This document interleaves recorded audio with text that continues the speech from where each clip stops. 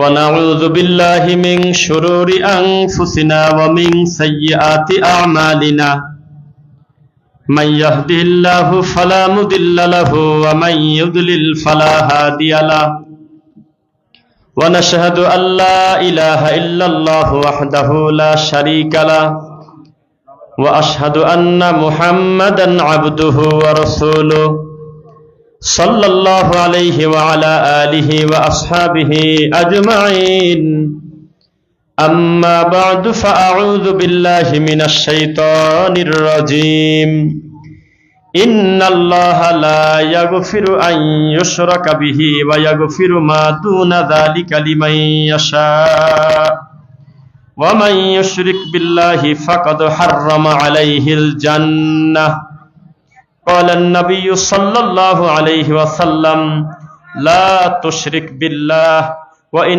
قتلت أو حرقت الحمد لله প্রশংসা আল্লাহর জন্য, শান্তি অবতীর্ণ হোক আল্লাহর রাসূলের উপরে।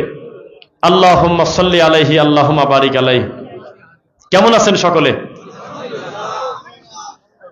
আমরা যে দেশে বসবাস করতেছি এই দেশের নামটা কি? এই দেশের জাতীয় পাখির নাম কি? কি বললাম? জাতীয় পশু, হ্যাঁ, জাতীয় ফল। যাদের নাম বললাম এরা কি জানে যে তারা জাতীয়? দোয়েল যে জাতীয় পাখি, নামটা কি আদম আলাইহিস সালাম দেশে আল্লাহর উপর থেকে আসছে না বাঙালি দেশে, কোনটা? ইন্দোনেশিয়ার লোক কিন্তু তাদের জাতীয় পাখি দোয়েল মানতে রাজি না, তারা তাদের মতো দিতে পারে। কাঁঠাল যে জাতীয় ফল এ কথা কিন্তু কাঁঠাল জানে না, আপনারা জানেন কিনা জানি না, কিন্তু কাঁঠাল নিজে জানে না যে উনি জাতীয়। আমাদের এই দেশ নাকি 90% মুসলমানের দেশ, এটা নাকি ইসলামী দেশ, অথচ এটাতে কোন ইসলাম, ইসলামটা নিজেই জানে না। এটা কি মানুষের নাম দিয়ে ইসলাম থাকে ওই ইসলাম, নাকি আল্লাহর ইসলাম, তা বোঝার উপায় নাই। কাঁঠালের নাম জাতীয় ফল হওয়ার আগেও বেচারার কাটলে আঠা পাওয়া যেত, এখন আঠা কমে নাই, বরং একই আছে। আগেও দোয়েল ডালে ডালে থাকতো, মানুষের বাড়ি বাড়ি থাকতো, জাতীয় নাম হওয়ার পরে তার কোনো পজিশন বাড়ে নাই, একই। জাতীয় ফুল শাপলা নাম ঘোষণা করার আগ পর্যন্ত ওই পাগারে গবরে পড়ে থাকতো, নাম ঘোষণার পরে 3 তলা বিল্ডিং হয়েছে, নাকি বলেন? একই জাতি পড়ে আছে, এর কোনো উন্নতি নেই। তা আমাদের এই দেশ হলো 90% মুসলমান, বানায় বললাম নাকি? লেখা নাই এই কথাটা। এটা হলো মুসলমানদের দেশ। কেমন মুসলমান এটা ইসলাম নিজেও তা জানে না, এটা কোন জাতি মুসলমান। কোথাও আগুন লাগলে লোকজন সেলফি তোলে, তাড়াতাড়ি করে মোবাইল থেকে ভিডিও করে, লাইভে চলে যায়। যত দ্রুত আমি লাইভে যাব তত আমার কথাটা মানুষের কাছে বেশি পৌঁছাবে, ভিউ বেশি হবে। রাস্তায় অ্যাক্সিডেন্ট করার পরে এই 2 পায়ের 2 অংশ প্রায় একেবারে নাই, এমত অবস্থায় লোকটা জিহ্বা নাড়াচাড়া করে মোবাইল নাম্বার বলতে চাচ্ছে, কিন্তু নাম্বার শোনার মতো কারোর ঠেকা নাই, সবাই ভিডিও করতেছে। কেউ তার কাছে গিয়ে তাকে উদ্ধার করে তাড়াহুড়া করে হাসপাতালে নেবে এই সুযোগ কারো হাতে নাই। প্রত্যেকে মোবাইল বের করে চিন্তা করতেছে যত দ্রুত লাইভে যাব তত ভিউ বেশি হবে। বুঝতেছেন না মনে হয়? এটা হলো আমাদের অনুভূতি, এটা হলো আমাদের ফিলিংস। উত্তরবঙ্গের একেবারে শেষ সীমানা থেকে একটা গাড়ি রওনা দিছিল। রওনা দিতে দিতে দিতে দিতে একটা পর্যায়ে গাড়ি ঢাকার দিকে না ঢুকে এই যে এলেঙ্গা দিকে ঢুকে মধুপুরের দিকে ঢুকে গেল। পিছনের একদম শেষের 4 সিটে 4টা বকাটে 2টা মেয়েকে ধর্ষণ করতেছে। পিছনে 48টা সিটে আরো 48টা লোক বসে আছে। 1 ঘন্টা ধরে ধর্ষণ করছে, 48টা লোক পিছনে ঘুরেও তাকায় নাই। এর নাম হলো বাঙালি মুসলমান। কারোর কিছু আসে যায় না, কোনো ফিলিংস নাই, কোনো অনুভূতি নাই। এতগুলো মানুষের সামনে যদি বলি যে 10 জন লোক একটু হাত তোলেন, আমি দেখব যিনি আল্লাহর কোরআনটা শুদ্ধ করে পড়তে পারেন, হাত ওঠে না। হাজার হাজার মানুষ আমাদের বক্তব্য শুনে যদি একবার মুখ দিয়ে বলি যে হাত তোলেন 20টা লোক যারা আজকের মাগরিবে এবং এশার নামাজটা জামাতের সঙ্গে আদায় করেছেন, হাত ওঠে না। আমাদের পাবনার এলাকায় যারা কবর কাটে, মানে চিরদিনের জন্য একটা মানুষকে জীবনের মতো দাফন করে দিচ্ছে, মনটা কত নরম হওয়ার জায়গা। একটা ভালো করে কবর কাটতে সময় লাগে সর্বনিম্ন 1 থেকে 1.5 ঘন্টা। 2 ঘন্টা। এই 2 ঘন্টার ভিতরে 1 ঘন্টা ধরে কবর কাটতে কাটতে যখন তারা ক্লান্ত হয়ে যায় তখন তারা একটু রেস্ট নেয়। আর রেস্ট নেওয়ার সময় সবচেয়ে দামি খাদ্য হলো তাদের হলো বিড়ি। আপনার এলাকায় কি করে তা জানি না, আল্লাহর কসম আমার এলাকায় যারা কবর কাটে তারা বিড়ি খায়। আমি তাদের জানি, এখন কাটে কিনা জানি না, তবে তারা বিড়ি খেত।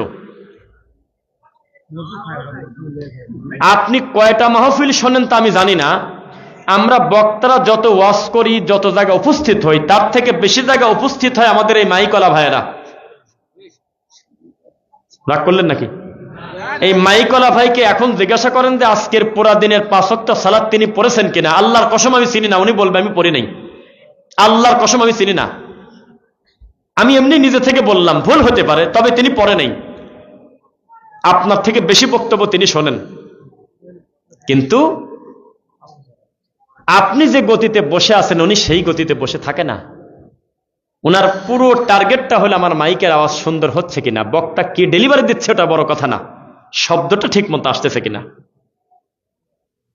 ভাই যেটা বললো যে কালী পূজায় আবার ভাড়া দিয়েন না, উনি দিবে না কেন? এটা তো নিয়ম হয়ে গেছে দেশের। ধর্মকর্মের তো কোনো দাম নাই। আছে আজকে এখানে ওয়াজ হচ্ছে, কালকে মন্দিরে চলে যাবে, পরশুদিন চলে যাবে সুন্নতে খাতনার বাড়িতে ডিজে বাজবে। তার মানে আমাদের দেশের যারা চায় যে সংসদে ইসলাম কায়েম করব, বর্তমান তারা হলো মন্দিরে যায়, তারা হলো মন্দির উদ্বোধন করে। তারা বলে ওরে গণেশ আয় রে আমার বুকে আয়, ওরে ব্রাহ্মণ আর হুজুর একই তো, কারণ একটু পার্থক্য করলে সামনে ফেব্রুয়ারি মাসে ভোট সে পাবে না। ও যদি একবার মুখ দিয়ে বলে যে রফিক বিন সাইদ আর মন্দিরের ব্রাহ্মণ একটু আলাদা, তাহলে ও ভোট পাবে না। ওকে বলতে হবে মাসুদ বিন আব্দুল্লাহ আর এলাকার একটা মালায়ন হুবহু এক। গণতন্ত্রের কথাই লেখা আছে।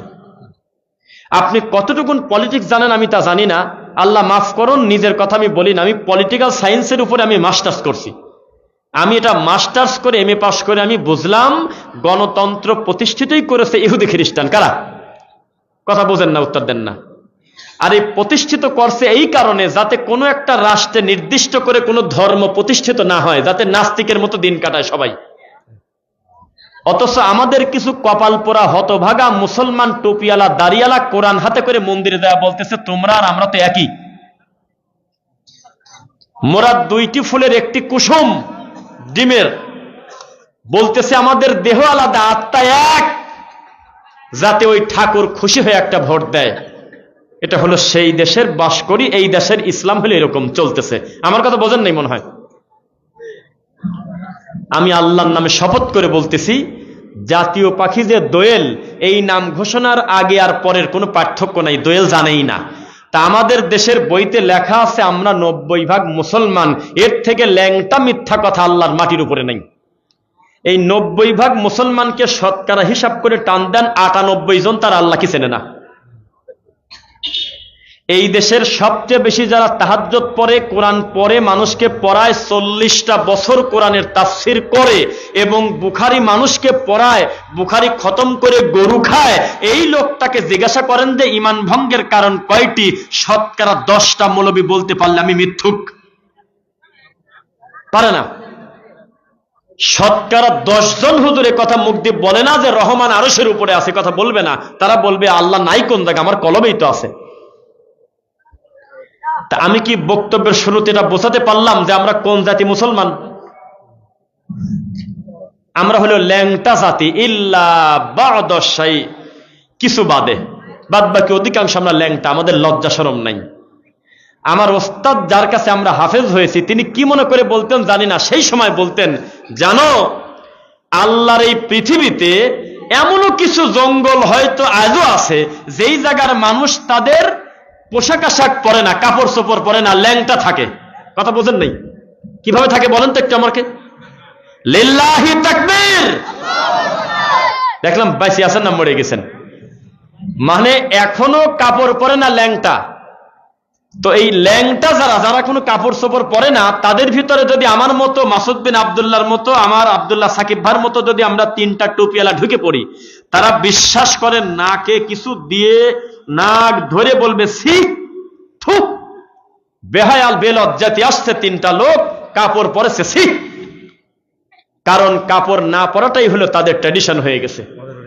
কাপড় পরা লোক দেখলে তারা লজ্জা পায়। তা আমাদের দেশের সঠিক ইসলাম প্রচার করলে যাদের মনটা সবচেয়ে বেশি খুশি হওয়ার কথা, তারা ভাসুর দেখলে যেমন লজ্জা পায় তেমন লজ্জা পায়, তারা হলো বেদাতি হুজুররা, এই দেশের ভণ্ড হুজুররা, এই দেশের খয়রাতখোর, তাবিজের ব্যাপারী, মিলাদখোর, দোকান উদ্বোধনকারী ভণ্ড হুজুররা আমাদের মুখের যত ভালো কথা আমরা প্রচার করি তারা তত বেশি কষ্ট পায়। রাগ করলেন মনে হয়? আপনার স্বজাতি যদি আপনার শত্রু হয়, আপনি খুব বেশি আগাতে পারবেন না। কষ্ট আছে, আছে কিনা? আছে, খুব কষ্ট আছে। একজন ডাক্তার যদি আর এক ডাক্তারের পিছনে লেগে যায়, তার কষ্ট আছে।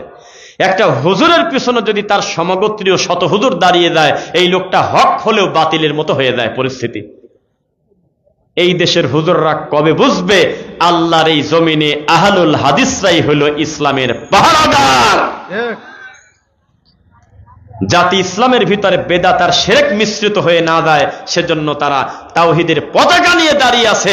হাজার হাজার তাওহীদি যুবক দাঁড়িয়ে আছে, যাতে বেদাতকে বেদাত, সাদাকে সাদা, আর কালোকে কালো বলতে পারে। বলেন ইনশাআল্লাহ। আজকের বক্তব্যকে আমরা দুই ভাগে ভাগ করেছি। এক, ধর্মীয় জাহিলিয়াত। কি বলছি একটু উত্তর দেন আমার সাথে। দুই, সমাজে প্রচলিত কিছু বিদআত এবং শিরক। ইনশাআল্লাহ শুনবেন তো ইনশাআল্লাহ? তাহলে আপনারা এলোমেলো উঠা বসা করবেন না, চুপ করে বসে থাকবেন। আমি ওই বক্তা না যে কানে হাত দিয়ে কেউ শুনতেছে কি না, একাই খালি কাঁদে, কাঁদি 2 ঘন্টা পর বলতেছে আগামীবার দাওয়াত দিলে এই গল্প শেষ করব না। আমরা সর্বোচ্চ 1 ঘন্টাই কথা বলি। আমাদের লাইভগুলো টান দিয়ে দেখেন, 58 মিনিট, 1 ঘন্টা 2 মিনিট 5 মিনিট আমরা মূল কথাটা বলি। আমরা মানুষের বিরক্তি আসার আগে কথা শেষ করি, তবে আপনার কিছু উপকার হবে, আমরা আশাবাদী ইনশাআল্লাহ। রব্বুল আলামিন বলেছেন, ইয়া বুনাইয়া লা তুশরিক বিল্লাহ ইন্নাশ শিরকা লা যুলমুন আযীম। লুকমান আলাইহিস সালাতু ওয়াস সালাম তিনি কি নবী আও আবদান সলিহান, নাকি আল্লাহর একজন নেক বান্দা, এইটা নিয়ে দ্বিমত আছে। এখনো কেউ খোলাসা করে ক্লিয়ার বলতে পারে নাই। তবে এই কথা সত্য যে তিনি আল্লাহর প্রিয় বান্দা, কারণ তার নামে কোরআনে একটা সূরাই আছে। বোঝা যাচ্ছে নাকি? কথা ক্লিয়ার বোঝা যায়? নইলে মাইক একটু কম বেশ করি। বোঝা যাচ্ছে তো? আমার 1 মিনিটের কথা যাতে আপনাদের বুঝতে কষ্ট না হয়, সেজন্য আমরা সমস্ত ইনশাআল্লাহ মাইক ভালো। আমরা ঘরে বসেও মাসুদ বিন আব্দুল্লাহ ভাইয়ের কথা ক্লিয়ার বুঝছি আলহামদুলিল্লাহ। যে কথা বলতেছিলাম, আদর্শ পিতা কাকে বলে? যার নামে কোরআনে আল্লাহ একটা সূরাই দিয়েছে। সূরার নাম কি বলেন তো দেখি? হ্যাঁ, সূরাটা 31 নাম্বার সূরা, সূরা লুকমান। এই আদর্শ পিতা তার আদর্শ সন্তান বানানোর জন্য তার বেটাকে ডেকে বলে, ইয়া বুনাইয়া, হে আমার কলিজার টুকরা সন্তান, লা তুশরিক বিল্লাহ, খবরদার তুমি আল্লাহর সাথে শিরিক করবে না। কি করবে না? ইন্নাশ শিরকা লা যুলমুন আযীম, নিশ্চয় শিরিক হলো সবচেয়ে বড় জুলুম, অত্যাচার। কারণ এই জুলুমটা কার সাথে হয় বলেন তো দেখি? কার সাথে হয়? আল্লাহর হক নিয়ে টানাটানি করা হয়, আল্লাহর মানের হানি করা হয়। এজন্য এটার নাম রাখা হয়েছে জুলমুন আযীম, সবচেয়ে বড় জুলুম। এই জুলুম আপনারা করতে রাজি আছেন নাকি? টাকা গুনবেন, এখানে না গুনাই ভালো। টাকা গোনার সময় একটা আস্তে কথা বলবেন। আমরা আমাদের সন্তানদেরকে বলি, মা বোনদের বিষয়ে আজকে কথা বলতেছি, দেখেন না, মা বোনরা মনোযোগ দিয়ে শুনবেন। বাচ্চা কাঁদতেছে, বাচ্চার বয়স 3 বছর 4 বছর, এই বাচ্চাকে বলতেছে কাঁদে না, কাঁদে না, তোমার দাদা আসতেছে, অথচ আসবে না। ওর দাদা আরো 2 দিন পরে আসবে, গেছে মেয়ের বাড়িতে। আব্বু কাঁদো না, তোমার আব্বা এই তো চলে এলো প্রায়। ওর আব্বু এখানে থাকে না, ওর আব্বা চাকরি করে, প্রতি বৃহস্পতিবারের দিন গত শুক্রবারের রাতে আসে ঢাকা থেকে। মিথ্যুক। সন্তানকে কোলে পিঠে করে আদর করে একেবারে মোহাব্বত করে অন্যায় শেখাচ্ছে, মিথ্যা শেখাচ্ছে। অথচ ছোটবেলা থেকে তাকে কিসের ভয় দেখানো লাগতো একটু বলেন তো মুখ দিয়ে? গালি দিও না, দাদা পিটাবে না। গালি দিও না, মা পিটাবে না। গালি দিও না, আল্লাহ জাহান্নামের আগুনে দিতে পারে, এই কথা বলতে হবে। কটু কথা বলো না, শিরিক করো না, আল্লাহর মানে লাগে, এই কথা বোঝাতে হবে। আল্লাহ কে, কোরআন কে, ইসলাম কি, হাদিস কি, জায়নামাজ কি, দান কি, কিচ্ছু জানে না। খালি জানে কি, 2 বছরের বাচ্চার মোবাইল হাতের থেকে নিয়ে নিলে ওই বাচ্চার ভাতই খায় না। ঠিক তো বললেন। এই মহিলা প্যান্ডেলে যদি অনুমতি থাকতো, মা বোনদের বলতাম যে আপনারা কত রোগী এখানে বসে আছেন যে আপনারা আপনাদের বাচ্চার সামনে মোবাইল না দিলে, গেম না দিলে ভাত খায় না। প্রত্যেকটা মহিলা হাত তুলে বলতো, কথা ঠিকই বলছি আমি। খাওয়ার মাঝপথে মা মোবাইলটা টান দিয়ে কাড়িয়ে নিয়েছে, মার মুখে এমন জোরে আসর দেশে মার মুখটা ছিলে গেছে, অথচ বাচ্চার বয়স কেবল 1.5 বছর 2 বছর। তাহলে আমরা একটা মন থেকে তো আশা করতেই পারি এই ছেলে বড় হলে 2 বেলা গাঁজা খাবে, 1 বেলা ভাত খাবে। এটা আমাদের আশা করা অন্যায় না? কারণ রাত 2টা পর্যন্ত তার মা উল্টা দিকে টিকটক দেখে, তার বাপ আর একদিকে টিকটক দেখে, আর মাঝখানে ওই ছেলে আর একটা মোবাইল দেখে, নইলে সে টিকবে না। আমরা একটা প্রতিবন্ধী সমাজ পাচ্ছি আগামী দিনে। আপনারা দোয়া করেন। আল্লাহর কসম, যারা মদ দিয়ে সকালে ব্রেকফাস্ট করে, যারা লাঞ্চ করে মদ দিয়ে, যারা ইভিনিং এর সময় মদ খায়, যারা ডিনার করে মদ দিয়ে, তারা তাদের বইতে লেখছে, তারা তাদের বিবৃতিতে লেখছে, আগামী দিন আমরা একটা বিরাট বড় প্রতিবন্ধী সমাজ পেতে যাচ্ছি। যেই সমাজে 12 বছরের বাচ্চার চোখ থাকবে, তবে ভালো করে চোখে দেখবে না। এখনই আপনার 8 বছরের বাচ্চার আই স্পেশালিস্টের কাছে গিয়ে যদি চোখ পরীক্ষা করেন, অতিরিক্ত মোবাইল দেখার কারণে ওর চোখ যদি হুবহু ভালো থাকে, তাহলে আমি মিথ্যুক। ডাক্তার বলবে 30% চোখ গেছে, 40% চোখ গেছে। ও মা, ও বোন, ওই যে সামনে পর্দা, ওই যে তুমি বসে আছো, ওই যে সামনে একটা ভাই দাঁড়িয়ে আছে, এইটা দেখা মানেই চোখ ভালো তা কিন্তু নয়। আপনিও যদি চোখ পরীক্ষা করেন, ডাক্তার আপনাকে বড় একটা পাওয়ারের চশমা দিয়ে দিতে পারে, কারণ আপনি দীর্ঘদিন নিজের প্রতি জুলুম করেছেন। এশার সালাতের পর আপনার ঘুমানোর দরকার ছিল, আপনি 3টার সময় ঘুমাইছেন একটানা মোবাইলের ভিডিও দেখে। সামনের দিনগুলো খুব খারাপ আসতেছে। প্রতিবন্ধী সমাজ পাবে, পাশ দিয়ে বাপ যাচ্ছে না, চাচা যাচ্ছে না, দাদা যাচ্ছে, দেখার সুযোগ নাই। এইভাবে হাতে আবার মোজা পরে, আঙুলে মোজা। এতদিন হাত মোজা ছিল, এখন আবার আঙুল মোজা। ওদের বাচ্চারা হাসতেতে বসছে, এইভাবে ধরে আছে, আর 2 হাতের 2 মাথায় বুড়া আঙুলে হলো মোজা পরা। কেন? কারণ একটু পর পর ওই যে গোতা মারতে হয় বারবার, খালি হাতে গোতা মারলে আঙুল নষ্ট হয়ে যাবে। ফ্রি ফায়ার আরো কি সব গেম, এই গেম খেলে, পাবজি বাবজি দাদাজি এগুলি খেলে, নাউজুবিল্লাহ। তো এরা কি প্রতিবন্ধী সমাজ পেতে যাচ্ছে কিনা বলেন? নিশ্চিত থাকেন প্রতিবন্ধী সমাজ পেতে যাচ্ছি। কে কার কথা শোনে? যেদিন থেকে বাপকে বলেছে তুমি বেশি বোঝো কেন, সেদিন থেকে বুঝবেন যে বাপ মরে গেছে। যেদিন থেকে বলেছে মা তুমি এত কথা বলো কেন, সেদিন আপনি জেনে রাখেন আপনার মৃত্যু হয়ে গেছে। যেদিন আপনার নাতি আপনার দাদাকে বলেছে দাদা এত কথা বলো কেন, তুমি কি বোঝো, সেদিন আপনার দাদার মৃত্যু হয়েছে, এই সমাজের মৃত্যু হয়েছে। এর নামই হলো জাহিলিয়াতের সমাজ। নবী সাল্লাল্লাহু আলাইহি ওয়াসাল্লাম বলেছেন, খবরদার, মাগরিবের সময়, সন্ধ্যার সময় নাবালক বাচ্চা কোলে নিয়ে অথবা ছোট বাচ্চাকে, মাসুম বাচ্চাকে তোমরা খোলা জায়গায় নিও না, কারণ ওই সময় দুষ্ট জিন চলাফেরা করে, সারা রাত বমি হতে পারে শয়তানের আসর পড়ে। আমাদের পাবনার এলাকায় বাচ্চা যদি একবার জোরে করে চিৎকার দেয়, কবিরাজ আর মসজিদের ইমামের টাকা ঠেকায় কিনা 1020 টাকা তাবিজ ভরে দিয়েছে গলায়। একবারও মুখ দিয়ে বলে না যে এটা আমার রোগ না, এটা ভালো করে ডাক্তার দেখান। কেউ কয় না, খালি কয় যে আরো আগে আসতে পারলেন না, অথচ কিছুই হয় নাই। শুধুমাত্র সকাল সন্ধ্যা জিকির নাই। মাগরিবের আজানের টাইমে তোমার বউ গেছিল হলো হাঁস খোরাতে আর মুরগি কোরাতে, আর ওই টাইমেই বেশ বাচ্চাটাকে রাখি গেছে উঠানের উপরে। এই জন্য দুষ্ট শয়তানের চোখে এই কাম করে দিয়ে গেছে, সারা রাত বমি হবে। এই ঘটনা ঘটেছে 1450 বছর আগে, বলেছেন মুহাম্মদ সাল্লাল্লাহু আলাইহি ওয়াসাল্লাম। কে কার কথা শোনে? বাচ্চার কপালে কালো টিপ দেয় যাতে নজর না লাগে, তাবিজ দেয় না। একজন দিয়েছে হলো ধান, রূপার ধান, নাম শুনছেন? রূপার ধান নাম শোনেন নাই? গলায় চকচক একটা দিয়ে রাখছে রূপার আকৃতিতে। আমরা বললাম যে এইটা তো গলায় দেওয়া যাবে না। উনি জোরে করে হেসে বলতেছে, বুঝছি আপনি মনে করছেন তাবিজ, এটা তাবিজ না, এটা হলো ধান। কিসের ধান, কিসের পেঁয়াজ, কিসের রসুন?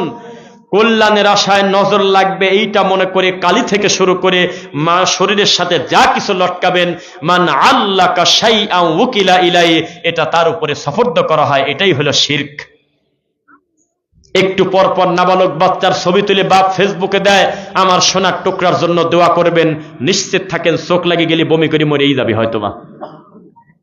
1450 বছর আগে রাসূল বলেছেন, আল আইনু হাক্কুন। আমার ডান পাশে আছে মিরপুর দারুস সুন্নাহ মাদ্রাসার একজন অত্যন্ত সুনামধন্য একজন ছাত্র, আব্দুল্লাহ সাকিব, আপনার এলাকার গর্ব। আমার কথাগুলো তিনি কিন্তু ধরে ফেলতেছেন। আমরাও একসময় মনে করতাম নজর লাগাটাকা মনে হয় ভুল কিনা আল্লাহ জানে। পরবর্তীতে দেখতেছি বুখারীতে লেখা আছে মানুষের নজর লাগা সত্য, কুনজর সত্য। আপনি যে মিনিটে মিনিটে আপনার বাচ্চার ছবি ফেসবুকে দিচ্ছেন, আপনার বোর ছবি ফেসবুকে দিচ্ছেন, আপনি একটা অসভ্য লোক। আপনাকে যদি এখন বলি আপনি হাত তোলেন, আমি ওই বেদাতি হুজুরদের মতো হলে হাত তুলতে পারতাম, তবে আমি বলবো না, কারণ মানুষের মান সম্মান হানি করা জায়েজ নাই। নইলে আমি বলতাম যে হাত তুলে বলেন এই মাসের ভিতরে কে কয়বার সহবাস করছেন আর নবীর পদ্ধতিতে দোয়াটা পড়ছেন কয়জন, হাত তোলেন। আমি দায়িত্ব নিয়ে বলতেছি অর্ধেকের বেশি লোকের হাত প্যারালাইজ হয়ে থাকতো। 1450 বছর আগে রাসূল বলেছেন, কেউ যদি স্ত্রীর সাথে সহবাস করার পূর্বে আমি নবীর পদ্ধতিতে দোয়া না পড়ে, ওই সহবাসে জিন শয়তান শরীক হয়। ক্ষমতা থাকলে করে হুজুর চ্যালেঞ্জ করেন, আমি কথা বলি আর আমি বক্তব্য দেব। আমার ভাই দুইজনের দিকে তাকা দেখবেন আমি ভুল বললাম কিনা। কথা কি বুঝতেছেন? তুমি বিয়ে করতে পারলে ভাই, তুমি এত কিছু শিখতে পারলে, আর 1 মিনিটের একটা দোয়া তুমি সহবাস করার পূর্বে মুখ দিয়ে নবীর তরিকায় বলতে পারলে না, এটা কষ্ট না? কথা বোঝেন নাই? জানাজার পূর্বে যারা বলে, আমি নিয়তটা বলে দিচ্ছি সবাই মিলায় নেন, আমার মনে হয় হায় রে কপাল পোড়া মৌলবী রে, হায় রে অসভ্য পাগল, এই জাতিকে তুই এখন নিয়ত শেখাচ্ছিস কি? আমি কিবলামুখী হইয়া দাঁড়াইয়া 4 তাকবীরের সহিত জানাজার ফরজে কিফায়া নামাজ পড়তেছি, ইক্তেদাই তো বিহাদাল ইমাম বিহাক্কে লা ইলাহা ইল্লাল্লাহ। এ কোন জাতি দোয়া? নবী সাল্লাল্লাহু আলাইহি ওয়াসাল্লামের পদ্ধতিতে দোয়া শিখবেন। লইনে যে সন্তান নিয়ে আপনি গর্ব করতেছেন, এই সন্তানের অর্ধেক মালিকানা জিন শয়তান হতে পারে। সেজন্যই তো ডানে যাতে বললে বামে যায়, সেজন্যই তো বিড়ি খায়, সেজন্যই তো স্কুল থেকে যখন আপনার বাচ্চা বের হয়, আমি ফেসবুকে একটা পোস্ট দিছি, কেউ দেখছেন নাকি? আমি গত কালকেই মনে হয়, আমি একটা হাই স্কুলের পাশ দিয়ে যাচ্ছিলাম, তখন হাই স্কুলটা ছুটি হয়, তাদের বয়স হবে 11 বছর, 12 বছর, 10 বছর, এরকমই তো নাকি বলেন আপনারা? 13 বছর, 14 বছর। আল্লাহর কসম, এক বাচ্চা আর এক বাচ্চার কাঁধে হাত দিয়ে একে অন্যের মা তুলে যে ভাষায় গালি দিল, ওই গালিটা যদি এখন আমি রিপিট করি, তাহলে আপনি আপনার বাচ্চাকে স্কুলে দিবেন না। আপনার মনে হবে দুনিয়াটা শেষ, ওই মুখে আনা যায় না। ওই রাস্তা দিয়ে যেতে ওই নাবালক বাচ্চাদের হাতে হলো বিড়ি, সিগারেট, একে অন্যের কাঁধের উপরে লাফ দিয়ে পরে আর মা তুলে তুলে উল্টে উল্টে গালি দেয়। যাকে গালি দিচ্ছে ও আবার গালি দেয়, হি হি করে হাসে, কারোর কষ্ট লাগে না, কেউ দুঃখ পায় না। হারি গালি, মা তুলে আর বাপ তুলে, কঠিন গালি। অথচ দুইজনই ক্লাস 6-এ পড়ে, দুইজনের বাপ আর মাই বেঁচে আছে, দুইজনেরই শিক্ষক শিক্ষিকা এখনো তালা দিয়ে ভালো করে বাড়িতে যায় নাই, মা তুলে গালি দিচ্ছে, কারোর কিছু আসা যায় না। শিক্ষা বুঝতেছেন না মনে হয়? পরিস্থিতি বড় কঠিন, সামনে ভালো দিকে যাচ্ছি না আমরা। আপনার বাচ্চা আল্লাহ সম্পর্কে কিছুই জানে না, আপনার বাচ্চাকে শেখাচ্ছে আয় ছেলেরা আয় মেয়েরা কি করতে যাই। তো তোমার ছেলে ফুল তুলতে যাবে, তো মেয়েকে ডাকে কি কামে? ফুল তুলতে যাবে ছেলেরা। 2 নাম্বার কথা, ফুল তুলতে গেল, ফুল ওই গাছটা করে বাপ জন্মাইছে, কার গাছের ফুল তুলবে? কথা জবাব দেন। আয় ছেলেরা আয় ছেলেরা আমার বাপের গাছের ফুল তুলিতে যাই, যদি মার শুরু করে সবাই মিলে একসাথে খাই, এটা হবে কবিতা। নিজের বাপের গাছের ফুল ছিঁড়াও জায়েজ নাই, যদি বাপ অনুমতি না দেয়। আপনি ফসল নষ্ট করবেন? আয় ছেলেরা আয় মেয়েরা ফুল তুলিতে যাই, এই জন্যই তো কিছু লেডিস মার্কা লোক সুদর্শনের পুরস্কার পায়। দেখছেন ফেসবুকে কিছু ল্যাংটা লোক পায় হলো সুদর্শনের পুরস্কার। সেটা কি লেডিস না জন্ডিস আপনি ডিসিশন নিতে পারবেন না। এ কোন জাতি পুরুষ? সারা গলায় মালা, বিভিন্ন চক্কর বক্করের ফতুয়া গায়ে দিয়ে সে হচ্ছে বাংলাদেশের শ্রেষ্ঠ সুদর্শন পুরুষ। কোন লজ্জা? এই দুঃখ কাকে বলবেন? এটা হলো আমাদের দেশ। তার মানে এই সমস্ত ছেলে পেলে আবার অ্যাডভান্স পায়। ক্লাসে যেই ছেলেটার, একটু খারাপ করে বলি, মাইন্ড করেন না, আমাদের এলাকাটাকে গাইল বলে না, একটু ম্যাগি স্বভাবের, একটু নারী স্বভাবের, যেই ছেলেটা মহিলাদের মতো একটু স্বভাব এলোমেলো করে কেমন কেমন করে, সব মহিলা খারাপ না, মানে একটু নারী স্বভাবের, ওই ছেলেটা ক্লাসের সুবিধা বেশি পায়। মেয়েদের গায়ের উপরে যদি ঢুলেও পড়ে তো কেউ কিছু কয় না, কয় যে ও হলে নারীর মতো। কিন্তু ভালো ছেলে, যে ভদ্র ছেলে, সে যদি কোনো মহিলার কোনো মেয়ের গায়ে হালকা একটু টাচ করে, তাকে প্রাইমারি স্কুলের হেডমাস্টার রুমে ডেকে নিয়ে 20টা বাড়ি দেবে। কিন্তু যে একটু মেয়েলি টাইপের, হিজলা টাইপের, ও মেয়েদের গায়ের উপরে উল্টে পড়লেও তার সব মাপ, কারণ এই দেশে চলেই তো তাই। দুঃখ কাকে বলে? আরে আপনি এখন যদি মোবাইলে দেখাতাম, আপনারা বলতেন যে পাগলে কি করবো, আপনি মুরব্বীরা দেখেন নাই, একটা লোকের গায়ে বালা, হাতে কিমি নেওয়া, একেবারে দেখলে মানে মনে হয় যে খয়রাতি জুকার। এই জুকারের সারা বাংলাদেশে সে বলে সুদর্শন হয়ে যায়। তার মানে জাতি প্রতিবন্ধী, জাতি বুঝতে পারে নাই যে সুদর্শন কাকে বলে। মনে রাখবেন, কদ আফলাহাল মুমিনুন, একমাত্র সফল কাম মুমিনরা। কারা? উত্তর দেন, কারা? একমাত্র সফল কাম হলো মুমিনরা। মুমিনের মুখে দাড়ি থাকবে, থাকবে না? না থাকবে। তবে তাদের থাকবে না যারা ইসলাম প্রতিষ্ঠিত করবে সারা বাংলাদেশে।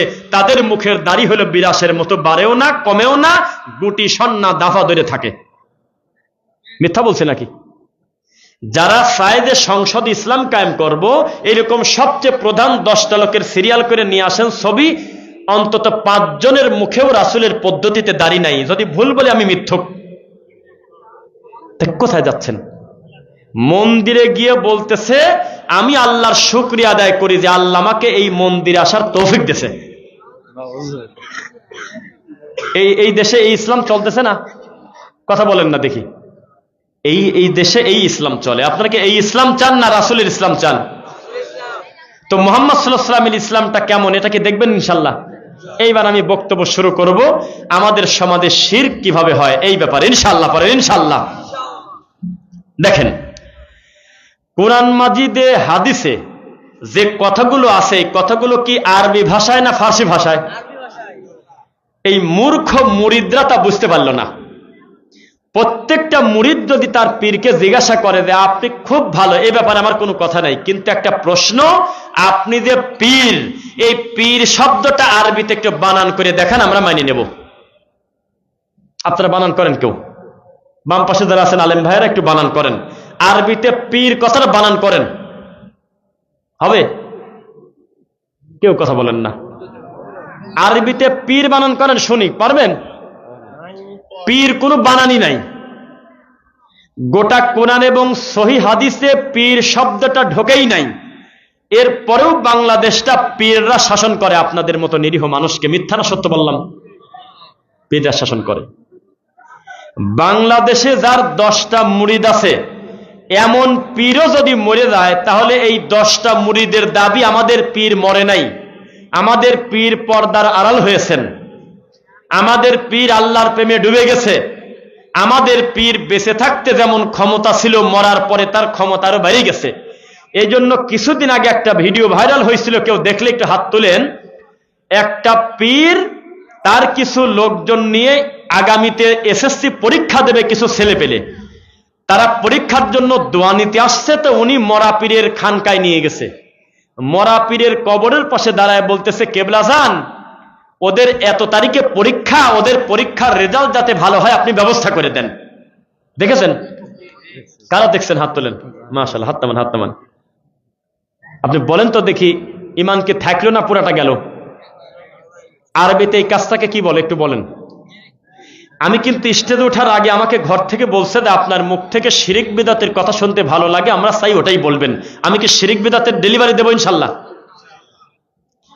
তো যখন একটা লোক খালি মুখ দিয়ে একবার বলছে মুহাম্মদ সাল্লাল্লাহু আলাইহি ওয়াসাল্লাম গায়েব জানে, গায়েবের মালিক, তখন এই লোকটার আর আবু জেহেলের ভিতরে খুব একটা পার্থক্য থাকলো না, খালি বয়সের পার্থক্য, খালি ডেলিভারি ডেটের অমিল আছে। একজন ডেলিভারি হয়েছিল বহু আগে, মরে গেছে, আর একজন ডেলিভারি হয়েছিল এখনো বেঁচে আছে। এই দুইজনের পার্থক্য এইরকম, আর কোনো পার্থক্য নাই। কেন?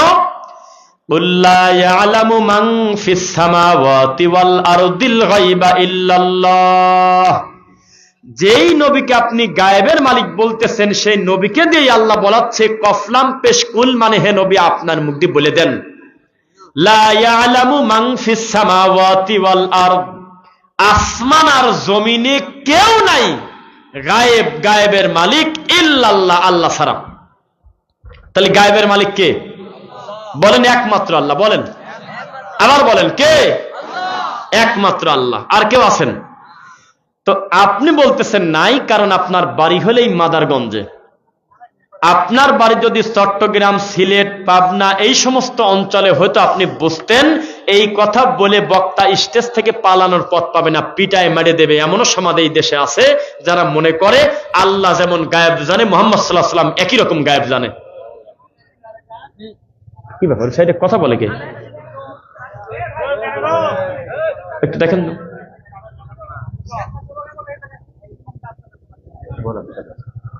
যে কথা বলতেছিলাম, কেউ যদি বলে মুহাম্মদুর রাসূলুল্লাহ সাল্লাল্লাহু আলাইহি ওয়াসাল্লাম তিনি নূরের তৈরি, এই কথাটা নবীকে বড় করার উদ্দেশ্যেও যদি বলে, তবুও সে অসুস্থ।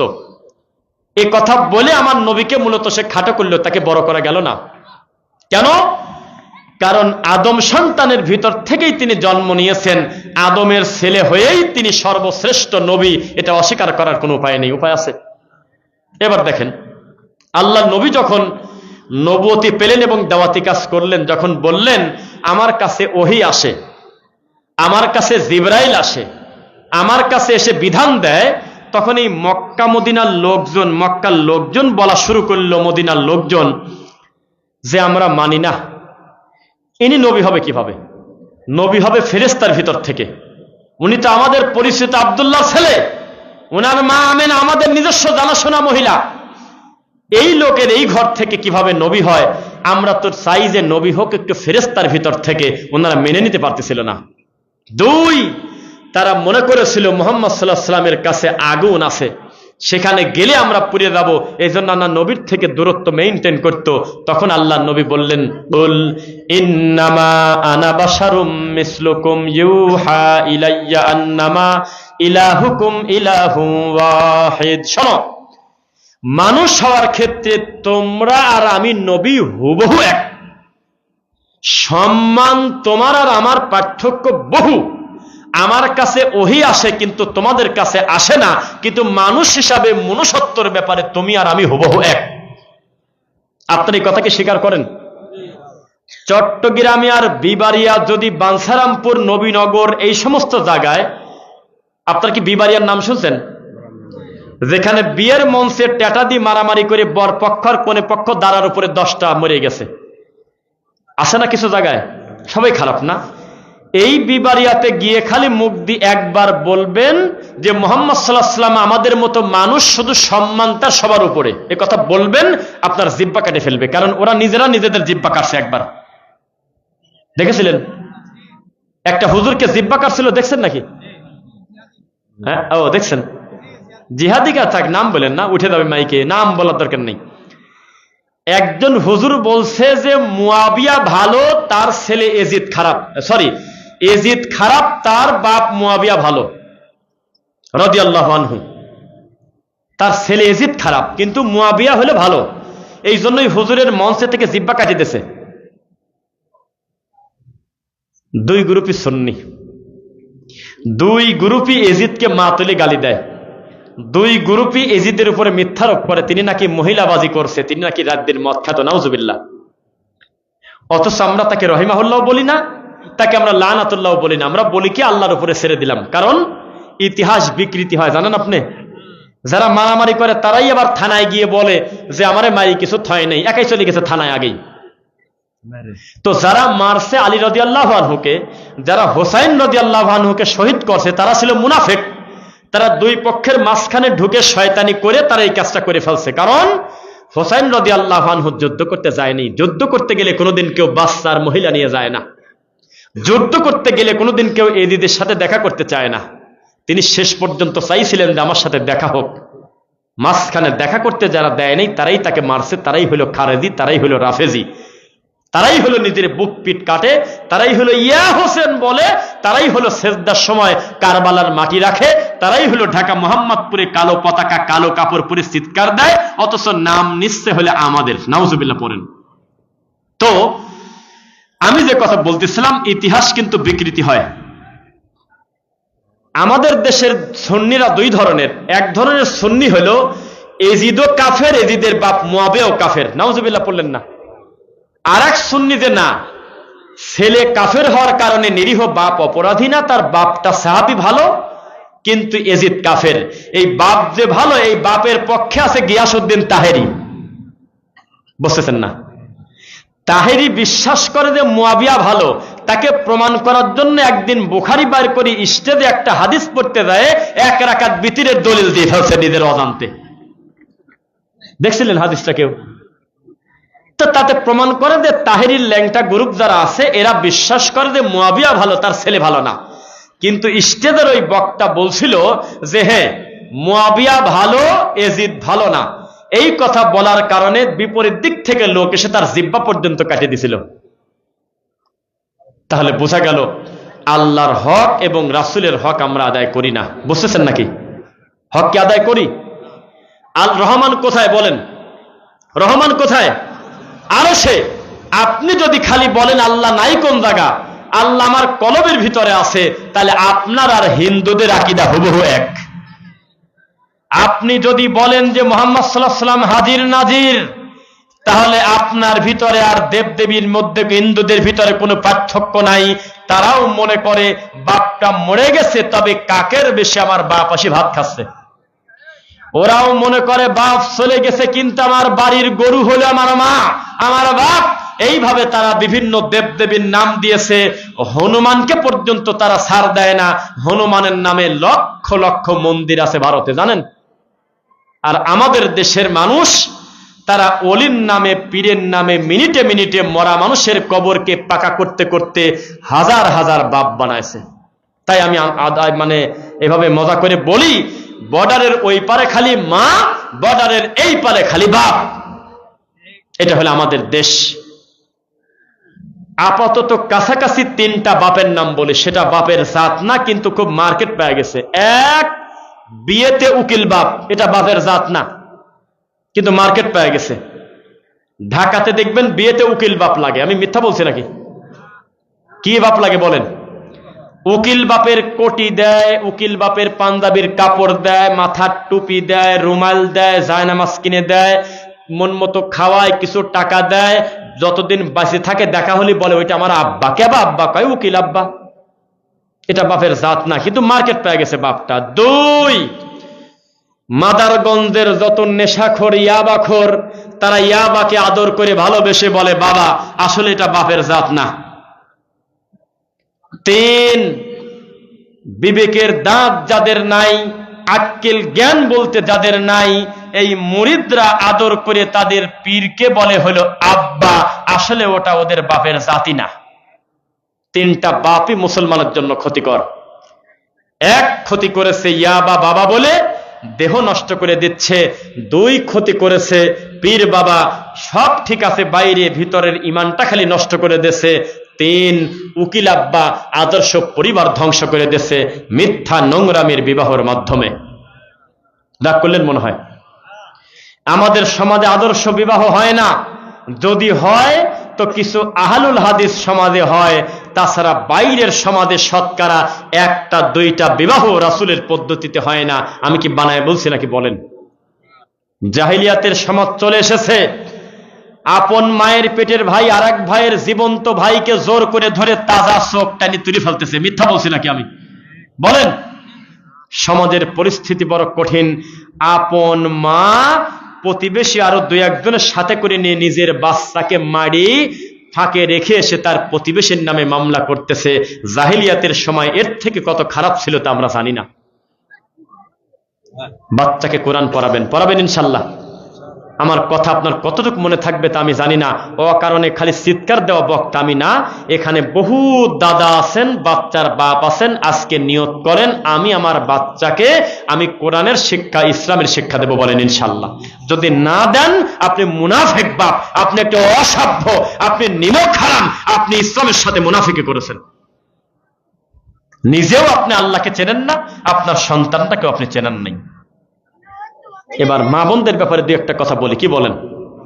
সংসারে এলাকায় অশান্তি নাই না? বউ শাশুড়ির যুদ্ধ নাই না? 12 ঘন্টা কষ্ট করে চাকরি করে পরিশ্রম করে বসের গালাগালি শুনে বেচারা যখন বাসায় ঢুকতেছে তখন বউ বলতেছে, তোর মা কি করছে জানিস? মা আগে ধরে ফেলে বলতেছে, তোর বউ আজকে কি করছে জানিস? তা মুখে বলার কিছু না। এমন এমন অভিযোগ করতেছে, অথচ ওই মহিলার মেয়ে এর থেকে বড় বড় পাপে জড়িত। 18 বছর পরের মেয়েটা তার বাড়িতে আসছে মাত্র 1.5 মাস, তিনি মেনে নিতে পারতেছে না। তার মেয়ের 18 বছরের পাপ মেনে নিয়েছে, এই মহিলার 1.5 মাসের অন্যায় মানতে পারতেছে না। এর নাম হলো আমাদের সমাজ। 20 বছর নিজের মায়ের অত্যাচার মেনে নিয়েছে, 1.5 মাস বিয়ে হয়ে এসে শাশুড়ির 2টা কথা সে হজম করতে পারতেছে না। এর নাম হলো আমাদের সমাজ। এইবার সবাই একটু আমার দিক তাকান। আমার হাতে এটা কি? সাদা একটা কাগজ, তাই না?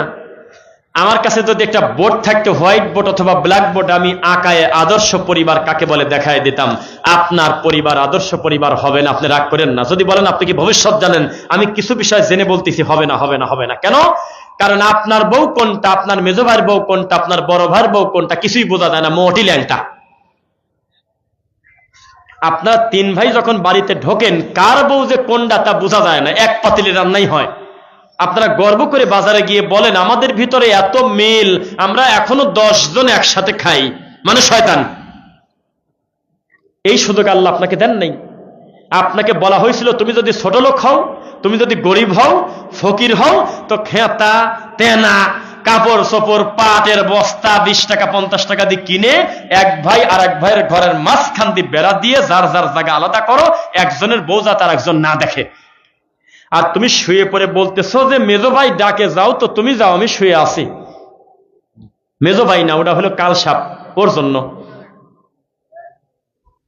এই অমানুষ যখন বিদেশ গেছে তখনও বুঝতে পারে নাই যে বিদেশ যাওয়ার আগে আমার যে আর একটা 22 বছরের ছোট ভাই আর আমার বউকে রেখে গেলাম, এটা হলো আগুন আর কাঠ রেখে গেলাম। ও জানে না। ওর উচিত ছিল আলাদা একটু পরিবেশ করার, বলা, আমি যদি কোনোদিন প্রমাণ পাই যে আমার ছোট ভাই তোমার মুখামুখি একবার দাঁড়াইছে, তোমাকে দেখছে, ওই দিন থেকেই ভাত বন্ধ। আমি যদি প্রমাণ পাই যে আমার কথার বাইরে তুমি অন্য কোথাও গিয়েছো কারোর সাথে মার্কেট করতে, তাহলে শেষ। যত জেনা ব্যভিচার পরকিয়া, এই সবগুলো দখল হলো দেবর, ভাসুর, শ্বশুর পর্যন্ত ছাড়ে না। খারাপ শোনা গেল, রাগ করেন না, রাগ করেন না, কিন্তু শ্বশুরের সাথে পর্যন্ত ধরা পড়তেছে, জানেন আপনি? ধরা পড়তেছে না কেন? হচ্ছে তা আদর্শ পরিবার মোনাজাত করে কাজ হবে বাবা। এলাকার অসভ্য যারা ধর্ম বোঝে না, বাজারে গিয়ে তাদের ভালো স্ত্রী আর ভালো সন্তানকে ভালো ছেলের বউর উপরে ধমক দেওয়ার বলে, খুব একেবারে পণ্ডিত হয়ে গেছো, 2 দিনের ছেলে বিয়ে করে ভেনো খাও, ওই দেখো গা অমুকের বাড়িতে আজ 15 বছর বিয়ে করছে, এখনো মা, বড় ভাই, ছোট ভাইয়ের বউ কত সুন্দর মিল করে একসাথে তারা খায়, বলে না? অথচ ইবলিস, শয়তান, দাজ্জাল, ভাবির জন্য সবচাইতে বড় ভয়ঙ্কর কালসাপ হলো তার দেবর। আর এই 2 জনের নাম দেশে ছোট ভাই। কিসের ছোট ভাই? কিসের ছোট ভাই? ছোট ভাই কিভাবে হয়? ছোট ভাই হলো কিভাবে বলেন আপনি আমাকে? ভাবি ডাকটাই তো সুন্দর না, এর ডাকের মধ্যেই তো কাহিনী আছে। দেবর আর ভাবির সম্পর্ক আমাদের দেশের অলিখিত শয়তান, অর্ধেক বউ। কেউ কিচ্ছু বলে না, সবাই বলে ও আস্তে আস্তে ওরা হলো ভাবি, ওর ভাবি ওইটা। আর কে জানি একটা শয়তান একটা ডেলিভারি দিয়েছে একটা মশালা, যে বড় ভাবি নাকি মায়ের মতো। কিভাবে জানি মায়ের পেটে বাচ্চা দিয়ে দিয়েছে। বিদেশ থেকে স্বামী কয়, কেন আমি আইছি 2 বছর আগে, আমার বোর ডেলিভারি সামনের মাসের 12 তারিখে হয়, কিভাবে দিয়ে দিয়েছে। এই তো মা। সাবধান, যেভাবে আদর্শ পরিবার গঠন হবে আমাদের সমাজ, ঠিক তার উল্টা চলে। আমি কি মিথ্যা বলছি? বলেন না কেন? ঠিক তার উল্টা। সাবধান। আপনি যেদিন বাড়ি থাকবেন না, সেদিন আপনার বন্ধু আর আপনার ছোট ভাই আপনার ঘরে ঢোকে কিভাবে? এই ছোট লোক ঢোকে কিভাবে? ছোট লোক। তুমি যেদিন বাড়ি থাকো না, তুমি যেদিন অন্য কোথাও গেলে, ওই রাত্রিবেলা, দিনের বেলা, মাগরিবের পর হোক আর যখন হোক, তোমার ছোট ভাই আর তোমার বন্ধু তোমার বোর মুখামুখি গেল কিভাবে? ছোট লোক গেল কিভাবে? তোমার বউ তো কড়া কণ্ঠে বলে দেবে বাড়িতে নাই, পরে আসেন। তোমার মা বলে দেবে আমার ছেলে বাড়ি নাই, যাও পরে আসো, কি দরকার বলো। তিনতলা চলে গেল কি কারণে? যে কোনো সময় শুয়ে পড়তে পারে, কথা খারাপ শোনা গেলে কিছু করার নাই, ঘটতেছে আমি কি করব, ঘটতেছে আমি কি করব। মহিলার কাছে মনে হচ্ছে তার স্বামী ব্যতী রেখে পৃথিবীর সমস্ত যুবক মনে হয় ভালো মানুষ, আর ওর স্বামীটা খারাপ কেন? কারণ বাকি লোকের গুণ দোষ তো দেখে নাই, খালি গুণই দেখে মোবাইলে। আর এই বেচারা বাড়িতে থাকে রাত দিন, এই জন্য তার অপরাধী দেখে খালি। দূরে থাকো। বন্ধুকে বেডরুম চেনায় না গো ভাই, বউয়ের ছাড়া চেনায় না। বন্ধুর কাছে বউ চা নিয়ে যেতে দেরি করছে, বন্ধু যাওয়ার পর কয় তো কি রাখবো না, আমার বন্ধু আগে। খাবার নিয়ে যাচ্ছে, কইলে ভাবি। মুরব্বীরা লজ্জা ফেলে, আমার কিছু করার নেই, লজ্জা দিতে আসতে আজকে। একটা লোকের যদি 4টা ছেলের বউ থাকে, 5 নাম্বার মেয়েটা যদি বিয়ে দিতে যায়, তাহলে সবচেয়ে চেহারা ভালো যে বেটার বউ, ও কয় যে তুমি আগে নিয়ে দাও জিনিসপাতি, তুমি নিয়ে দাও, তাতে তোমার আকর্ষণ একটু এগিয়ে আসে সামনের দিক, মাল তো তুমি খুব ভালো। তখন ওই বউটাকে সামনে দিয়ে জিনিসপাতি সব দেওয়া হচ্ছে, চা দিচ্ছে, আপেল দেয়, কমলা দেয়, এটা দেয় ওটা দেয়। তখন ওই মেয়ে পক্ষ ছেলে পক্ষ খায় আর কয় যে আপনার বেটার বউটা তো খুবই ভালো, খুব সুন্দর, কোনে পাইছেন মেয়েটা? কয় খুব আদর করে নিয়ে আইছি, খুব সুন্দর মেয়ে। বাকি 3টা কোন জায়গা? দাজ্জাল। এর পরিবারে কিভাবে আল্লাহ বারাকা দেবে? আদর্শ পরিবার নিয়ে যদি আমি বক্তব্য দেই, আপনি হজম করতে পারবেন না। প্রত্যেক বাপের মনে হবে যে আমি বিষ খায় মরে যাই, আমি কামটা করলাম কি আমার পরিবারে? আমার ছেলে আমাকে ধমক দেয়, আমার তো মরে যাওয়া উচিত, আর তো হতা জায়েজ নাই, আমি বললাম আর কি। আমি যদি আদর্শ পরিবার কাকে বলে বুঝাই, আপনার মনে হবে যে বহু আগে আমার মরে যাওয়া উচিত ছিল, যদি জায়েজ থাকতো আত্মহত্যা, কিন্তু জায়েজ নাই। আপনি বাপের জাতি না, আপনার মাটির নিচে থাকার দরকার। আপনার ছেলে আপনাকে কিভাবে বলে তুমি কথা বলো কি কারণে, তুমি বেশি কথা বলো কি কারণে, এই কথা যেদিন আপনার ছেলে বলছিল সেদিন আপনি মরে গেছেন, আপনি বাপের জাত না। আপনিই বলবেন, সেই শুনবে, এর নাম বাপ। বাপ বাপের মতো হতে হয়। পৃথিবীর কোন কুত্তা মুনাজাত করে বলে না হে আল্লাহ, গত মাসে আমি কুত্তা জন্ম দিছি 10টা, 6টা একবারে, আল্লাহ আমার প্রত্যেকটা কুত্তার বাচ্চাকে কুত্তা হিসাবে কবুল করো। কেউ পায় না। কোনদিন কোন বিড়াল মুনাজাত করে না, গো আল্লাহ আমার পেট থেকে যে বিড়াল বের হলো, এই বিড়ালকে তুমি বিড়াল হিসাবে কবুল করো। মুনাজাত করে? একমাত্র মানুষের আলাদা করে বলতে হয়, আল্লাহ আমার সন্তানটাকে তুমি মানুষ হিসেবে কবুল করো। কারণ কুত্তার বাচ্চা জন্ম নিলেই কুত্তা, গরুর বাচ্চা জন্ম নিলেই গরু, একটু পরে হেঁটে চলে যাচ্ছে, কার দুধ কে খায় হিসাব নাই। আর এই মানুষ জাতি 3 বছর হয়ে গেছে বাপকে ক্লিয়ার করে বাপ বলতে। শুধু জন্ম নিলে মানুষ হওয়া যায় না, সারাটা জীবনেও কেউ মানুষ হয় না, অমানুষ হয়ে মরে যায়। রাগ করলেন নাকি আপনারা? মানুষ হতে হলে মানুষ হতে হয়, গরু হতে হলে গরু হতে হয় না। জন্ম নিলেই গরু, শেষ, কাহিনী শেষ। কিন্তু মানুষ হতে হলে মানুষ হতে হয়। বিচারের মাঠে মানুষ আফসোস করবে, ইয়া লাইতানি ইত্তাখাযতু মা'আর রাসূলি সাবিলা, হে আল্লাহ আপনার নবীকে যদি মানিয়ে নিতাম কি যে লাভ হতো। ইয়া ওয়াইলাতা লাইতানি লাম আত্তাখিজ ফুলানান খলিলা, আমার আফসোস অমুককে যদি আমি বন্ধুরূপে গ্রহণ না করতাম। অমুক মানে কি জানেন? আপনার ছেলে, যে ছেলে গাঁজা খায় ওইটা। অমুক মানে আপনার নাতি, যে রাত 3টা পর্যন্ত আড্ডা দেয়, ও হলো অমুক। ফুলান, ফুলান মানে হলো অমুক। এখানে আপনার নাতির নামটা বসবে বিচারের মাঠে। জি, এভাবেই বলা। কিয়ামতের দিন একটা ভালো ছেলে মন্দ হয়ে যাওয়ার পর বলবে, আল্লাহ আমি যদি অমুকের নাতির সাথে না মিশতাম, তাহলে আমি কতই না ভালো কাজ করতাম, ওর মতো খারাপ ছেলের সঙ্গ পরে আমি কামনা করলাম কি। ভালো সঙ্গের সাথে মিশবেন, ভালো মানুষের সঙ্গে মিশবেন, মনে থাকবেন ইনশাআল্লাহ। আদর্শ পরিবার নিয়ে আমাদের সমাজে বক্তব্য যে তুলনায় হওয়ার দরকার সেই তুলনায় কম হয় না বেশি হয়? কম হয়, অনেক কম হয়। খালি পাখির গল্প, ব্যাঙের গল্প, হরিণের গল্প, বিভিন্ন বক্তব্য হচ্ছে। আদর্শ পরিবার গঠন হবে কিভাবে তা জানে না। এখন একটু হাত তোলেন তো 20টা লোক দেখি, বলবো না থাক, যে আপনি আজকে যতবার পেশাব পায়খানায় গিয়েছেন প্রত্যেকবার বলেছিলেন বিসমিল্লাহি আল্লাহুম্মা ইন্নী আউযু বিকা মিনাল খুবুসি ওয়াল খাবাইস। এই যে মাথা ঝাঁকি দিচ্ছে, তার মানে দোয়া পড়ে নেই। অথচ রাসূল বলেছেন 1450 বছর আগে, যেই বাড়িতে যেই টয়লেটে রাসূলের পদ্ধতিতে দোয়া না পড়ে কেউ প্রবেশ করে, তার লজ্জা স্থান শয়তান দেখে ফেলে। জিনদের সচিবালয় আছে কোথায়? বাংলাদেশের সচিবালয় কোথায়? ঢাকা কোন জায়গা? হ্যাঁ, ঢাকা শহরে বাংলাদেশ সচিবালয় আছে, জানেন কিনা? তো জিনদের সচিবালয় আছে জানেন কি? জিনদের সচিবালয় হলো প্রত্যেকের বাড়ির পায়খানা। জি, আমি মজা করে বলি নাই, যারা জানেন তারা কিন্তু ঠিক পেয়ে গেছেন। প্রত্যেকের বাড়ির টয়লেট হলো জিনদের সচিবালয়, সেখানে তারা থাকে। আপনি যদি বিসমিল্লাহ পড়ে দোয়া না পড়ে টয়লেটে ঢুকে দেন, তাহলে বুঝবেন যে আপনার পুরা ল্যাংটা ছবিটা দেখে ফেলেছে ইবলিস শয়তান। অথচ রাসূল নিষেধ করেছে, খবরদার খবরদার তোমরা দোয়া না পড়ে প্রবেশ করো না। ভুল হয়ে গেছে মানুষ হিসেবে ভিন্ন কথা, সারার বুদ্ধি আছে কিনা, কিন্তু দোয়াই পড়ে না, টয়লেটে চলে যাচ্ছে। কোন জায়গা দাঁড়া পেশাব, কোন জায়গা বসে হুদিস নাই। এই লোকটা তো জিনেরই অবস্থা হয়ে গেছে। বাচ্চারা বেশি দুষ্টুমি করলে বলে শয়তানের জিন, দুষ্টুর জিন বলে না মানুষ। রাগ করতেছে নাকি আপনারা? আদর্শ পরিবার হোক, বলেন আমিন। সবাই কিছু ওয়াদা করেন, কিছু কিছু ভুল দুনিয়াতে সংশোধন করা যায়। মিস্টার ক বিয়ের সময় শ্বশুরের কাছ থেকে একটা হুন্ডা নিছিল। মিস্টার ক 3 বছর 5 বছর পর ভুল বুঝতে পেরেছে। আল্লাহ তাকে ভালোবেসেছে, হেদায়েত দিছে, তার এখন আর্থিক অবস্থা ভালো।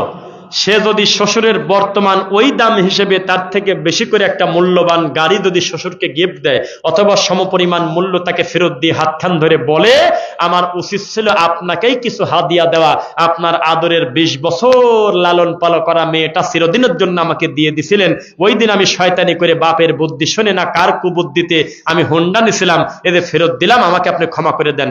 ক্ষমা হওয়ার সম্ভাবনা আছে কিনা? তো এই কাম কি কেউ করবেন? এখানে আছেন কেউ? হ্যাঁ, আচ্ছা থাক। যারা বিবাহ করেন নাই, একেবারে ছোট থেকে বড় পর্যন্ত হাত তুলে বলেন, আমি একটা টাকা কোনো লেনদেনে যাব না, আমি শুধু দিনদারিত্বকে প্রাধান্য দেব। বলেন ইনশাল্লাহ। আর দরকার নেই। ওই যে 3টা যুবক ভাই এক জায়গায় হাত তুলছে, আমি খুশি হয়ে গেছি। কেন? ওর বয়সী ছেলে ফেলে অধিকাংশ নেশাখোর, অধিকাংশ ওর বয়সী ছেলে ফেলে মদের নেশা, বিভিন্ন গাঁজার নেশা, বিভিন্ন আড্ডা দিয়ে বেড়াচ্ছে। এই ছেলে 3টা এক জায়গায় বসে ইসলামের কথা শুনতেছে। আমি কথা বলার পরে প্রথমেই হাত তুলে বলল, আমরা বিবাহতে কোনো লেনদেনে যাব না, আল্লাহ তুমি কবুল করো। যদি ন্যায় এলাকাবাসী মিলে ধরবেন নাকি? হ্যাঁ, আচ্ছা এবার বলি। শেখ আব্দুর রাজ্জাক বিন ইউসুফ হাফিজাহুল্লাহ বলেন যে আপনার শ্বশুরের কাছে জীবনে প্রতিদিন কত ফকির যায় ভিক্ষা নিতে, ভিক্ষি পর্যন্ত দেয় না। আর আপনার যেদিন বিয়ে হয় আপনার ওনার মেয়ের সাথে, ওই দিন ওই লোকটা এমন খুশি হয়েছে, খুশি একটা হুন্ডা দিয়ে দিয়েছে। এটা কি খুশি হওয়া না শয়তানি? জি না।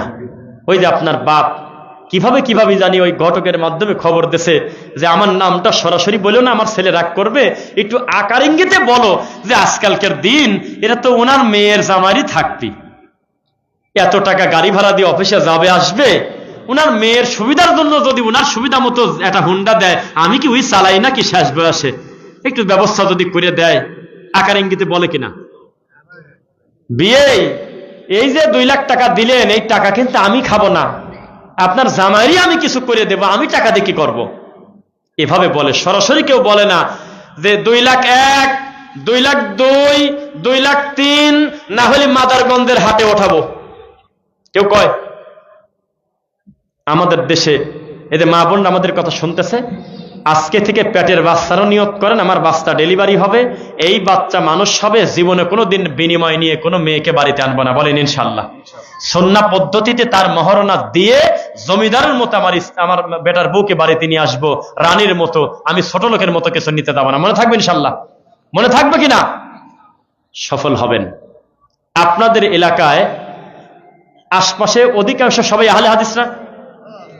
হ্যাঁ, আমি যদি ভুল না করি আশপাশে খানকা পূজা, মাজার পূজা, তাবিজ কবজ, খেতা, নারী ভুরি, ডব, শিকল এগুলি নাই? আছে? আছে কোথায়? ও আচ্ছা, না না, আমি বলতেছি আপনারা যারা আহলুল হাদিস দাবি করেন তারা তো তাবিজ কবজ বিশ্বাস করেন না। আছে? ইন্নালিল্লাহ। এই কথাটা জানার জন্য বলতেছিলাম, ভাই বলছে খুশি হলাম। আছে। মহিলা আপনি আহলে হাদিস, কিন্তু আপনি বিয়ে করছেন যে জায়গা থেকে, যেখান থেকে একটা বউ নিয়ে আইছেন, সেখানে তো দিনদারিতা দেখে নিয়ে আসেন নাই। ওই মহিলার মাথার মধ্যে এখনো ঘটতেছে তার বাপ হলে আটপাশের মুরিদ, বারবার বলতেছে বাচ্চা কায়দি মরে তোমার শয়তানি শুনবো, আমার আপন ভাইয়ের ছেলেকে তাবিজ দিছি 7 দিনে ভালো। তখন এই আহলে হাদিস পরিবারটা নীরব হয়ে তাকা থাকে, কি করব, বউ তো কথা শোনে না। গত কয়েকদিন আগে একটা মহিলার পা মচকে গেছে, মহিলা আহলুল হাদিস অনুসারী, কিভাবে কিভাবে জানি গোপনে গাছের পাতা লাগাতে যাবে। পাতা লাগানো বোঝেন? আপনি বোঝেন নাকি? কোন জায়গা বোঝেন? মানে হাড় হাড্ডি ভাঙে গেলে পাতা লাগা দেয়। পাতা লাগানোর পর কিছু টাকা নেয়, পাতা খুলে ফেললে হাড় বলে ভালো হয়ে যায়। খবর দিয়েছে কিনা শয়তান। তো তখন আমি খবর পেয়ে তাকে বললাম যে এইটা কি আপনার সাজে? উপরে পাতা ডলে দিবেন আর নিচে হাড় জোড়া লাগিয়ে গেল। হাজার হাজার কোটি টাকা খরচ করে মাইক্রোস্কোপ যন্ত্র নিয়ে দেখতেছে, কত ল্যাব টেস্ট হচ্ছে, কত আল্ট্রাসোনোগ্রাফি হচ্ছে, কত হাড় বিশেষজ্ঞ হচ্ছে, কত সার্জিক্যাল ডাক্তার তৈরি হচ্ছে, হাজার হাজার কোটি টাকা খরচ করে পৃথিবী হচ্ছে, সিঙ্গাপুর থেকে ডাক্তার আনতে হচ্ছে, তারা কেউ জানলো না, গাছের পাতা ছিঁড়ে নিয়ে আসলেন, পাও ভালো হয়ে গেল। এর নাম হলো শিরকের আশ্রয় নেওয়া। কথা বুঝতেছেন তো? যে কথা বলতেছিলাম, আপনারা যারা আহলুল হাদিস দাবিদার, মোটামুটি আপনারা মাজারের শিরক থেকে মুক্ত, আলহামদুলিল্লাহ। সরাসরি কবর পূজা থেকে মুক্ত, আমি স্বীকার করলাম। বক্তব্য শেষের দিকে মনোযোগ দিয়ে শুনবেন। ডাইরেক্ট আপনারা কোনো পীর পূজা করেন না, এটা আমি আশাবাদী। কিন্তু এই 5ই আগস্ট পার হওয়ার পরে কেন জানি আমার একটু চিন্তা চেঞ্জ হয়ে গেছে, আমার দৃশ্য চেঞ্জ হয়ে গেল। আহলে হাদিস কিন্তু গণতান্ত্রিক আহলে হাদিস, আহলে হাদিস হুজুর কিন্তু পলিটিক্যাল আহলে হাদিস।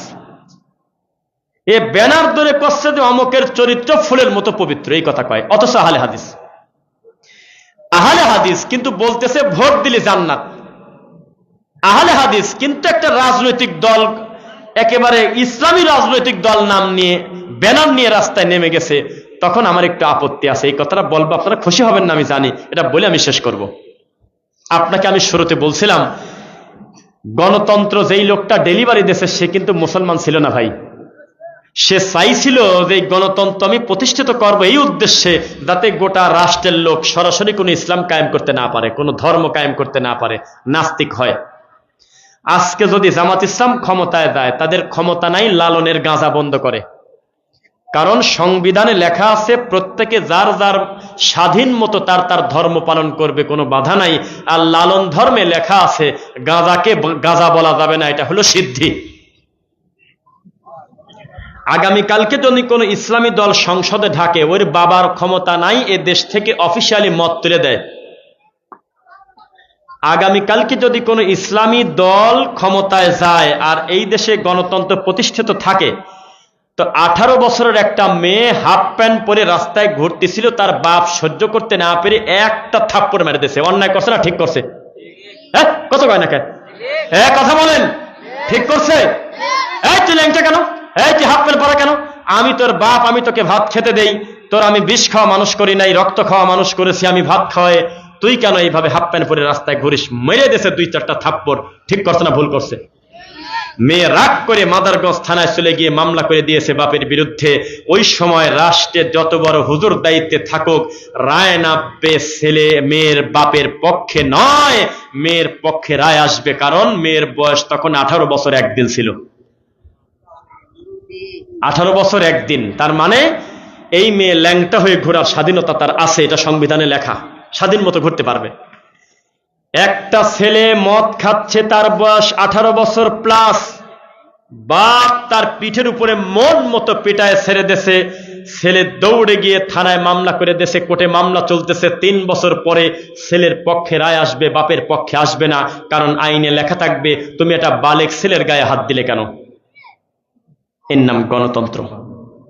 আর ইসলামে এই স্বাধীনতা দেওয়া নাই। ইসলামে আছে কি, হাত একবার কাটিয়ে দে, চুরি করছে কাটিয়ে দে, চোখ তুলে দে, বিপরীতমুখী হাত পা কাটিয়ে দে, বুক পর্যন্ত গাড়ি পাটকেল ঢেল পাথর মারি মুখ ভেঙে দে, 1 বছরের জন্য 100 লাঠি পিটা এলাকাতে ভাই করে দে।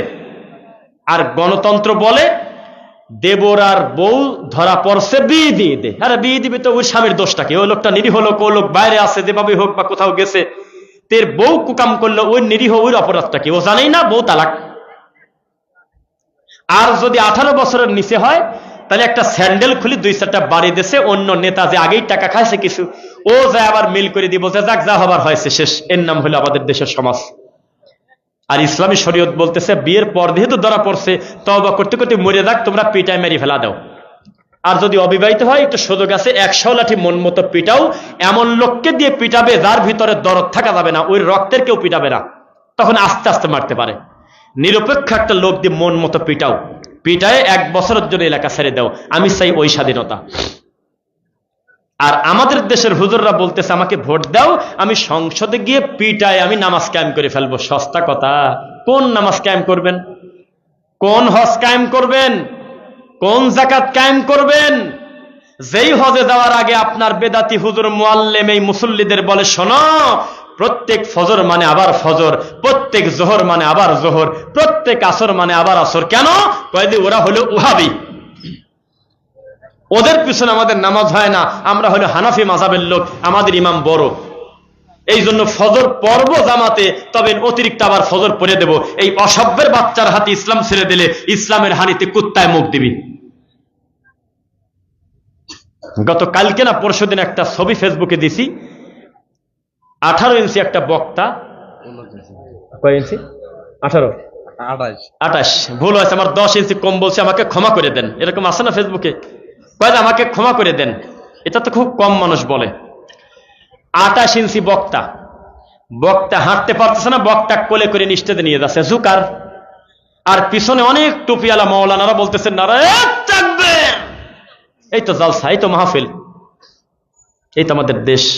ইসলামী জালসা মানে হলো সার্কাসের জোকার। এটা করবেন না, মনে থাকবে ইনশাল্লাহ। তবে জামালপুরবাসীর একটা দোষ একটা গুণ, একটু বদনাম করবে, রাগ করবেন না তো? আচ্ছা, ও শোনার পরে ডিসিশন নেবেন। আচ্ছা, আমি এই পোস্টারে আমি আর মাসুদ বিন আব্দুল্লাহ ভাই বাদে আমি 99 জন অতিথি পাইছি। বসেছিলাম, গুনলাম একটু আর কি। আর পজিটিভ গুণ হলো এই স্টেজে আমাদের বক্তার বক্তব্য ঠেকায় দিয়ে পরিবেশ তারা নোংরা করে নাই, কোনো অতিথিকে বক্তব্য দিতে দেয় নাই, আলহামদুলিল্লাহ। এটা খুব ভালো কাজ। রানিং বক্তব্য ঠেকায় দিয়ে যদি কোনো অতিথিকে ভোট চাইতে দেয় তো জালসার জাত মেরে দেয়। সংক্ষিপ্ত বক্তব্য দিতে দেয়, আধা ঘন্টা ধরে ভোট চাই, কি কয় না কয়, তারপর বলে আমি আমার সংক্ষিপ্ত বক্তব্য এখানে শেষ করলাম। লোকজন বিরক্ত হওয়ার অর্ধেক উঠে চলে গেছে। এটা নষ্ট করে পরিবেশ। এইটা ভালো গুণ যে 2 বক্তার মাঝখানে কোনো পরিবেশ নষ্ট করে নাই, আমরা 2 জন মন মতো 2টা কথা বলতে পারলাম, আলহামদুলিল্লাহ। আর আরেকটা ভালো গুণ কি, এই যে কালেকশন খোলা মাঠে কোনো কাহিনী করে নাই। এই 99 জন লোককে দাওয়াত দিয়েছে, কম বেশি 50 জনের উপরে তারা গ্রহণযোগ্য দান সাদাকা কিন্তু আগেই করছে পর্দার আড়ালে। ভুল বললাম নাকি? কম আর বেশি দেশে। জামালপুর মাহমুদপুর নামে একটা জায়গা আছে, আমি আর বাশার বিন হায়াত আলী ভাই 2 জন আমরা বক্তব্য আসছিলাম 2022 সালে। এসে এমন সার্কাসের জোকার হয়েছিলাম, এমন লজ্জা পাইছিলাম যে পালানোর পথ থাকলে দৌড়ে পালা চলে যেতাম। স্টেজে বসা রেখে 1.5 ঘন্টা ধরে ভোট চাচ্ছে নেতারা, দুনিয়ার খিলখিল করতেছে, লজ্জায় আমাদের নাক কাটা। দ্রুত দ্রুত পরিবেশ করেন। কেউ কারোর ঘাড়ের উপর পা দিয়েন না।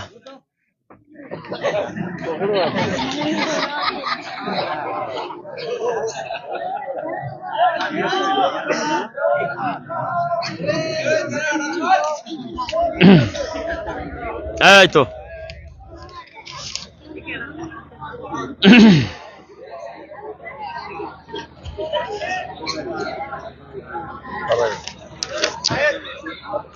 কয় মিনিট?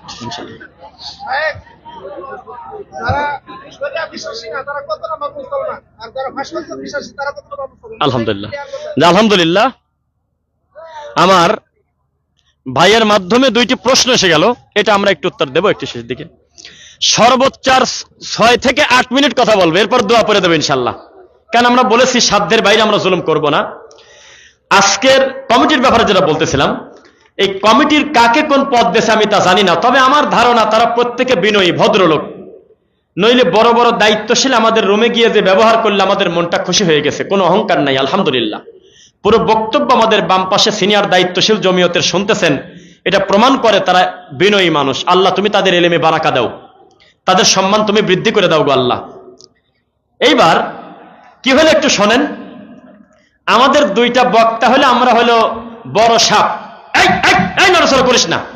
তখন লোকজন মনে করে এই বাক্সতে মনে হয় সবচেয়ে বড় সাপ আছে, এই জন্য ওইটা না দেখে লোকজন উঠতে চায় না। সাপ খেলা দেখার কৌশল। তা আমাদের দুইজনের নামটা সাইনবোর্ড বানায় ওরা ওই বিয়ের গেট বানাইছে, গেটের নাম লেখা দিয়ে, ঠিক পাইছেন না, গেটের নাম লেখা দিয়ে টাকা দিয়ে খায়, মিল্লি খায়, আর অন্যান্য সবকিছু খায় চলে যাচ্ছে। ওইদিকে ফোকাস করা। বক্তা কি বক্তব্য দিচ্ছে, কেউ টাকা দেখে না, কেউ না। মাল উঠলো কত, খালি সেই চিন্তা। পরে কালেকশনের সময় আমাদের শোনালো 6,84,325 টাকা। সব কিছু ওকে সবাই খুশি, শুধু এই বক্তা দুইটার হাতে টাকা দেওয়ার সময় মারামারি লেগে গেছে। মানে এই দুইটা লোকের টাকা আর হচ্ছে না, কোনোভাবেই পূরণ করা যায় না। আপাতত হাত ধরে মাপটা চায়ে বলতেছে এবারের মতো ক্ষমা করে দেন। আপাতত গাড়ি ভাড়াই দিলাম, আমাদের মাথায় বাড়ি, গতবারের থেকে 1 লাখ কম উঠছে, এবার মাত্র 5 লাখ। তো বললাম যে টাকা কি আপনার আব্বা ডেলিভারি দিয়েছে এগুলো? কয় না। তো টাকা তো আল্লাহর বান্দারাই মাহফিলকে কেন্দ্র করে দিয়েছে নাকি? মাইক আলার কাছে জমিদার, প্যান্ডেল আলার কাছে জমিদার, সমস্ত লোকের কাছে জমিদার, বক্তার কাছে আসি ঠাটা পড়ে। তখন ফতোয়া দেয় টাকা চায় নেওয়া কি জায়েজ আছে? আছে কিনা বলেন? আল্লাহ তাআলা আমাদের হেদায়েত দিক।